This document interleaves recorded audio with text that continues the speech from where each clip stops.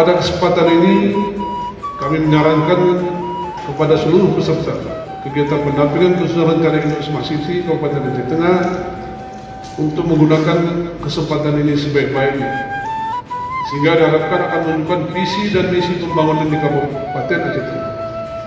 Fokus grup diskusi atau TD tahap 2 pendampingan susunan rencana induk Smart City Kabupaten Aceh Tengah secara resmi kami nyatakan dibuka.